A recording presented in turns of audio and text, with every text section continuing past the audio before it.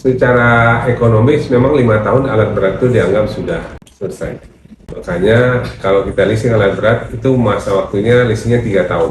3 tahun digunakan untuk membayar cicilan, 2 tahun itu untuk profit. Biasanya buat pengusahanya begitu. Jadi dia bekerja selama 3 tahun tuh penghasilannya untuk cicil. Nah setelah itu dia masih bisa pakai 3 tahun kemudian, disitulah profitnya.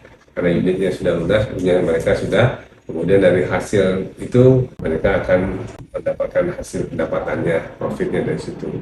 Ya, usia itu berpengaruh. Biasanya asuransi mengatakan kalau masih baru, rate-nya kompetitif. Kalau sudah lama, rate-nya nggak kompetitif, mungkin lebih tinggi. Jadi, polis asuransi alat berat dan juga engineering, di sana berlaku prinsip new replacement value. Jadi asal nilai pertanggungnya itu diminta berdasarkan NRV, new replacement value.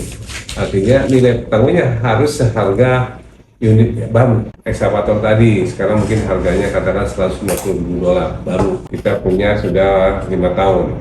Kalau lihat ekonomisnya udah sepertiga, mungkin harganya sudah setengah, mungkin $50.000 harganya sekarang. Tapi kalau mau diasuransikan, asuransi minta itu diasuransikan seharga baru. Waduh, kok rugi dong? Ada kondisi lain yang menguntungkan. Karena klaim itu kan bukan hanya total loss, ada yang namanya partial loss, rusak sebagian. Kalau rusak sebagian, kan kita nggak bisa beli per part second. Kan barang kita tadi udah second.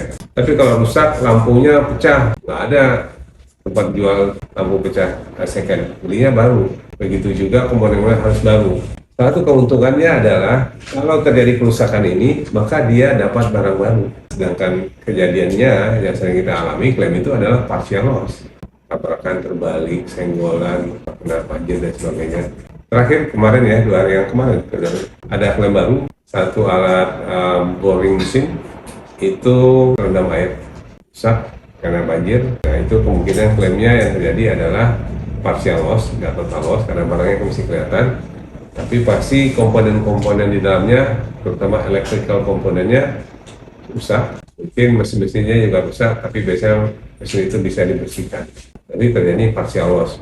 Kalau dia new replacement value, maka ya tinggal pesan barang-barangnya full, nggak dipotong. Itu. Jadi kaitan antara usia itu di situ. Keselamatan operator itu secaranya sudah ada standar internasionalnya. Dia tetap ada pakai seatbeltnya harus dipakai, kemudian kabinnya itu sudah diukur harusnya tahan kalau terguling. Tapi masalahnya kalau sudah terguling, karena ini alat berat, lokasinya di tempat yang susah, memang dampaknya kita nggak bisa. Ya biasanya dia tertimbun tanah lagi dan sebagainya. Memang ya kita ingatin aja kalau memang ada operator benar-benar harus berhati-hati, harus berpengalaman, jangan iseng. Ya, karena dia bekerja di tanah yang nggak rata, di medan yang susah. Nah, kadang-kadang memang ada keiseng-isengan dari mereka juga, dari operator itu. Termasuk juga kalau yang bekerja di atas tongkang, alatnya jatuh, dia juga ikut jatuh. Tenggelam masuk dalam. Jadi asuransi menyarankan juga bahwa operator itu harus lisensi, dapat sertifikat, supaya memastikan keselamatan alat berat dan keselamatan orang itu. Perawatan sudah ada ketentuannya dari manufacturer, dari pabrik secara berkala. Jadi jadi perawatan namanya OMM, Operation and Maintenance. Ada rencana operasinya, jadi perawatan itu berkala. Oli berapa jam harus diganti, atau setelah berapa ribu kilometer harus diganti. Kalau kontraktor besar, mereka sudah punya tim sendiri, mereka bisa monitor apakah alat ini terawat dengan baik atau tidak, atau di maintain dengan baik atau tidak. Biasanya akan menjadi pertimbangan.